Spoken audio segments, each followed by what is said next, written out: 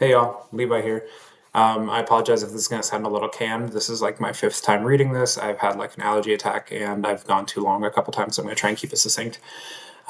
Campus climate plays a critical role in shaping how students explore, understand, and express their identities. Texts like the ones that we read this week on sexual identity development suggest that environments that support exploration and provide accurate data, and those institutions that reduce stigma, allow students to progress more healthily through identity formation processes. So, to answer the first question of this week, which was what are three actions higher education leaders can take to improve campus climate for LGBT students? First, institutions can create visible support structures and resources for LGBT students, such as Safe Zone or Ally programs, LGBTQ resource centers, and inclusive student organizations. These initiatives signal institutional support and provide spaces where students can safely explore their identities and build community. Researchers like Rosalind from this week suggest that visible networks of allies in support of faculty and staff reduce isolation and increase students' sense of belonging and safety.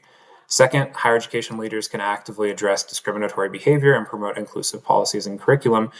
This includes confronting homophobic language, implementing anti-discrimination policies, integrating LGBT topics into departmental policy or work, and then training faculty and staff to respond to bias incidents. These actions support identity development by creating environments where students can express their identities without an increased fear of harassment or exclusion. Third, institutions should foster campus climates that support identity exploration across multiple identities, including sexuality, race, religion, and other social identities. Institutions should then design programs and services that acknowledge intersectionality and support diverse experiences that LGBT students may be navigating, including racial, cultural, or religious identities that they might be experiencing simultaneously. It's that whole intersectionality piece. To answer the second question, so in what ways does campus climate work to benefit those with privileged identities? Campus climate work also benefits individuals with privileged identities, such as heterosexual or cisgender students.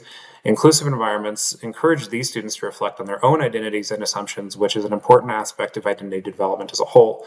Exposure to diverse perspectives can challenge heteronormative behaviors and help privileged students develop more complex understandings of sexual and social systems.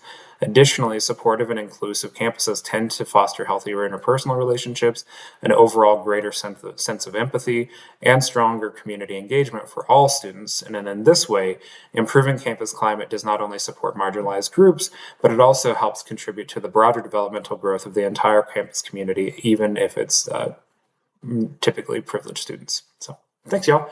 That one I was under 3 and I didn't sneeze 1,000 times. So thanks, y'all. Have a great night.